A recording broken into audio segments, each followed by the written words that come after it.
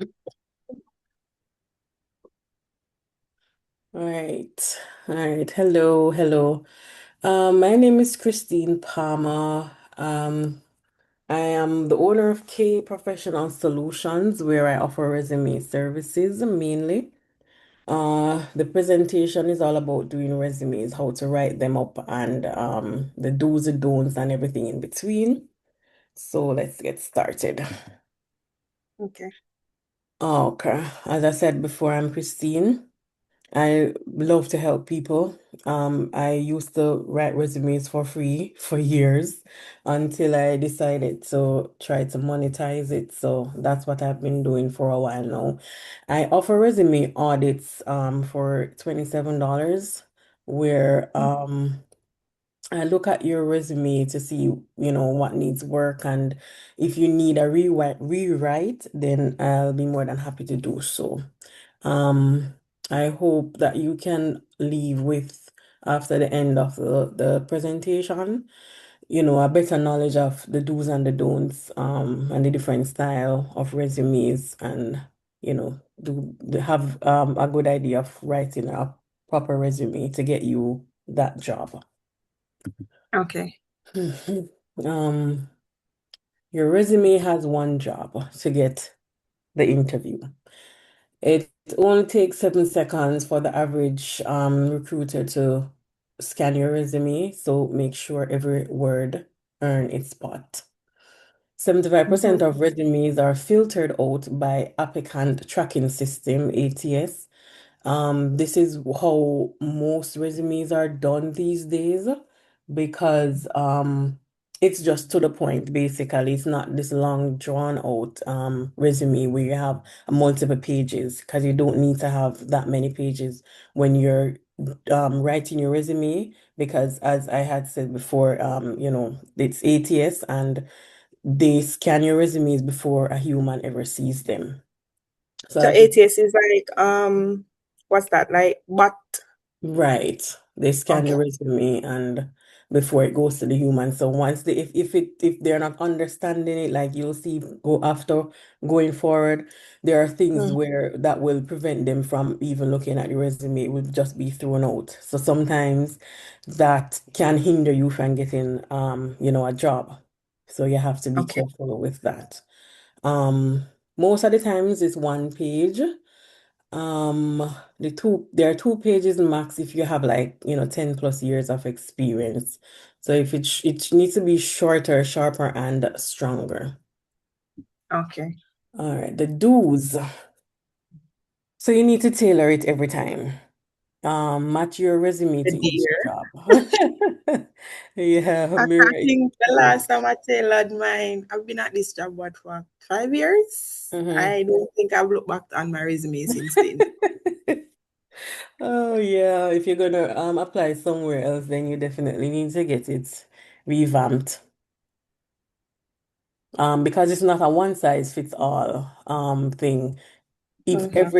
every job is different, so you're going to have different responsibilities and you're going to have to make your resume show that you're able to fulfill those roles. Right. You keep it clean and simple, one column, standard fonts, clear headings, pretty for humans and readable for ATS. That is the bots. Lead with action verbs like managed, built, increased, resolved. Start every bullet with a punchy verb. You put the good stuff up top. A 2 to 3 line summary that sells you. The top third is prime real estate. You prove it with numbers. Serve 60 plus customers a day beats helped customers every single time. And proofread, this is very important. You proofread all the time. You read it aloud. You can have somebody else read it. And then you have to read it over again. Because typos are interview killers. Hmm. Okay, now for the don'ts. Don't say responsible for. It's the most boring phrase in resume history. Show what you did, not what you were assigned. Don't list every job ever. Your 2009 summer babysitting gig can rest. Last 10 to 15 years of relevant work is enough. And if you have say for because the other day I did a resume for somebody. She does administrative assistant jobs, and Mm-hmm. that's all she's done for years. And she has every single job she's ever done, assistant, and administrative assistant. That's the title, and every job she lists them. So what I had to do was to compact them so Mm-hmm. that the whomever is reading it would understand that yes, this person did have been doing this job for many years, but Mm-hmm. um, it doesn't have to be all listed. It's basically what I am saying. Not everything has to be listed, and especially if it doesn't align with the job you're applying for, you don't need to Right. put it. Just make sure there are no gaps. Got you. Don't use a cute email like Sparkle Queen 99. It goes straight into the no pile. Typically is your first name dot last name at Gmail, whatever Right, this system. room. Yeah, but that's why I never get somebody work them. My dear. Yeah. hmm don't write an objective. Seeking a position where I can grow says nothing. Use a summary that sells you instead. And the photos thing. This is something that I didn't know until after I started taking this thing seriously because normally when I used to write resumes for free, I used to Mm-hmm. ask them to send me photos of themselves to put on there. And this can go against you in terms of um, you know, they can discriminate against you because of the color of your skin and you the way you look, they might say, oh, this person probably doesn't know, don't look like they know what to do where the job is Mm, concerned. So putting a photo on there, it works against you. So never do that. gotcha. Don't stretch the truth. Embellishing skills always catches up with you, usually in the interview, because you will write one thing on your resume and then Mm-hmm. you would probably be able to say something in the interview related to it. But say, for instance, they were to ask you like a follow-up question to that, you probably won't Right. be able to, elaborate because you didn't know what you put on there. You didn't know what you're talking about. So you might end up not getting the job because of that. Got you. Okay, so I put some pop quiz in there. So this one says to fix the bullet points. A client, let's call her Maya, came to me with this bullet on her resume, a retail resume. Responsible for helping customers and doing returns and answering the phones. What would you fix first? A, swap in a strong verb, responsible for has to go. Add numbers, how many customers or often, both A and B, verb it up and prove it with numbers. What do you say, Definitely Christy? see. Definitely see. Okay, let's see if you are correct. Yay, you were Clap right. that. Verb it up and prove it. So, the before responsible for helping customers and doing returns and answering phones, and then afterwards, resolved 30 plus customer inquiries per shift while processing returns, earning a 95% satisfaction score. And this is why C wins because a strong verb was used, which is resolved, and it shows ownership and the numbers turn a chore list into proof. So verbs plus numbers equal bullets that get interviews. That's a very good math. This is an example of a resume makeover. I didn't want to use like actual resumes because then I'd have to be blurring out people's information and stuff. So I just did Right. something like this. All right, so this is actually showing what the red flags here are. Mm-hmm. The first one is the email because it says Maya loves pink 99. We love pink, but not on a resume. And the objective says nothing. It just says looking for a job where I can use my skills and grow with a company. No, that doesn't work. Right. Um, responsible for it's used multiple times here. That's a no-no. Mm-hmm. and nothing measurable. They don't say how many customers they helped, how much sales. You can never know with a resume like this. All right. All right, so the glow up now, the fix. A professional resume plus title was added. Her title here and a professional resume.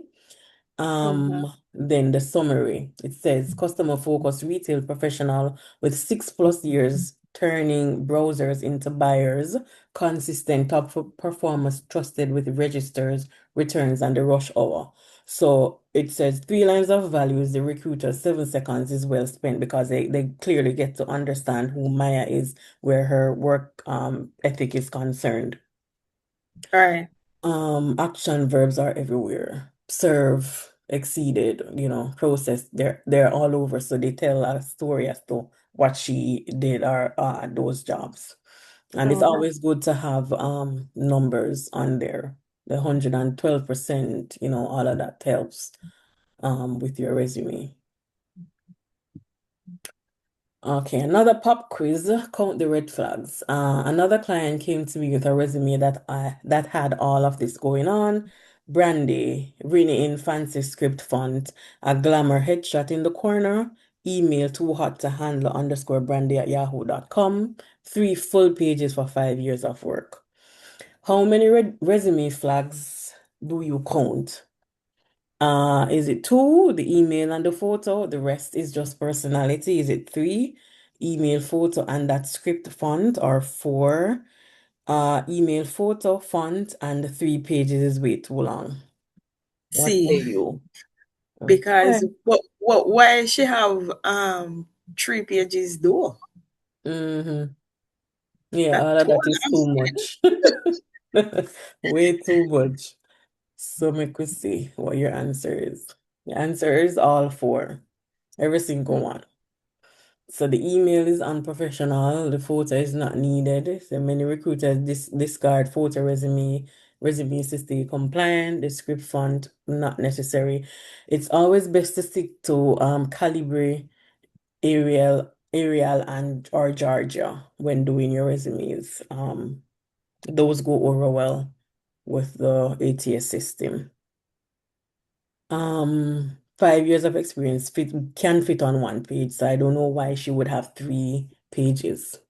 And all four would sink her before anyone read a single bullet point. So that was unnecessary. All right, another resume makeover. Spot the red flags. No email at all here. This is Mm. a deal breaker. A 6-word objective. Question. Mhm. Um, would it be better to have an both, or would can you have one where it's just the email alone? You have to have email and phone number. Yes. Yeah. Okay. And then most of the time these days they also want your LinkedIn Yeah. information because And media people, handle. yeah. So all three is normally recommended, as well as your address, and your address isn't like, your full address. Like here you would do your state and your city and your state. That's all. Okay. Yeah. Helped with whatever was needed. Yeah, that just doesn't work. Yeah, and you have 10 years of experience, so help with whatever. That doesn't give context, so it would definitely not pass the ATS system that they have set up. And Mm-hmm. references available upon request. That doesn't go on resumes anymore. I think it used My to do so. dear. Yeah, doesn't go on there anymore. Because See, I what I needed think. this class because honestly, I always put apart from since I got this job before, it was Mhm. always available upon request. Yeah, that doesn't need to be on there any at all. Got you. Yeah. So this is the glow up resume. Her email was added, the headline added, and reachable and more memorable. Her title as well. Objective. No, it's about the value she brings, not the job she wants. It shows that she's an administrative professional with 10 years, keeping busy offices running. You do the calendars, you have the clients that you have to take care of, and the chaos all handled with a smile. So that tells that the person loves what they do. So it's important to highlight that as well. Mm-hmm. And the objective, oh, I said that already. Whatever becomes wins. That shrug turned into the filing system that saved hours. So everything is highlighted. The verbs are there, manage, build, and the numbers to prove that Mm-hmm. she did a good job, all of that. And then the skills show exactly what she's capable of. Full Street. Okay. Okay, another pop quiz. The employment gap. Tanya spent 2021 to 2025 out of the workforce raising her kids and caring for her mom. Now she's ready to get back out there, but she's worried about that 4-year gap on her resume. Does that sound familiar to anybody? Because I know people will, take a break from working because Really? I get a lot of that. Yeah, so you have to know how to word it on the resume. So what should Tanya do about the gap? Stretch the dates on her old job to quietly cover the gap. Leave the gap blank and hope nobody asks about it. Own it. Name the caregiving years and showcase the skills she used. Which one do you say? Okay. Huh? I'm gonna go with C, because if Oh. she leaves it blank, persons they're going to ask why you're not Mm-hmm. working for so long. And if Yeah. she stretch the dates, then it might not add up. Right. So I'm gonna go with C. Okay. All right. You were correct, Tabundo. Never lie about the dates. When they do background checks, they will catch it. And you never leave a gap because recruiters assume the worst. So C is the answer because caregiving is work. You can phrase it like, you have to schedule doctor's appointments and stuff. You have to budget weekly spending, you have to advocate for the person, all of those stuff, crisis management. So you name it proudly and translate it on paper so they see that you are actually working. So Mm-hmm. how it looks on paper is family caregiver and household manager. Coordinated medical appointments, insurance claims, and medication schedules for 2 family members. So that is how you would fill a gap on a resume. Gotcha. Uh, Resume makeover number 3. Tanya's resume the before. So spot the red flags here. The mystery gap. 4 unexplained years makes recruiters nervous and they won't call to ask. So nothing listed for 2021 to 2025. Mm-hmm. So they're seeking any position, hard worker, fast learner. No, that just doesn't work. Buried superpowers, care coordination, and a PTA budget are real skills missing entirely. Tanya also volunteers as PTA treasurer and coordinated her mom's entire care run. None of it is on there. And the flat dated details, vague bullets, and an old AOL address age the whole resume. Like these typically Mm-hmm. Outlook, not Outlook, Gmail or Yahoo. Most people use Gmail because even those things they look at as well. Your email address. Yeah. So It is very the interesting. I'm glad we'll glow up for Tanya's resume now. So what changed? The combination format, the skills up top, history below, perfect when your path isn't a straight line. Mm-hmm. Sorry. So you put your core strengths up the top and then everything is at the bottom. The gap became a job. Caregiving listed with dates, duties, and wins. No mystery, no apology. So it shows the what she did for those 4 years, coordinated appointments and stuff, and she volunteered as a treasurer. And Mm-hmm. there's the numbers there, the 8K budget. So that shows that she knows what she's talking about. Um, a clear target. Any position became a confident headline pointed at patient services. Um, yeah. And as I was saying about the numbers, these are important when doing resumes. If you don't have these on your resume, then Mm-hmm. it's just going to look bland. Like, okay, yes, you help somebody to do something, but how did you help Where's the person? There's nothing to show. Like it says, Mhm. resolve 70 plus calls daily. Like if you work, I think you say you work at a call center, so you would have Mm, to say, you took this amount of calls and you assisted this amount of customers and the feedback was good, all of that needs to be on there. gotcha. All right, so the cheat sheet. The do's and the don'ts. So you have to tailor your resume to every job posting. You open bullets with strong action verbs. You back it up with numbers and results. Use a summary that sells your value. Keep formatting clean and ATS friendly. Proofread out loud, then once more. The don'ts, you don't use responsible for, it's banned forever.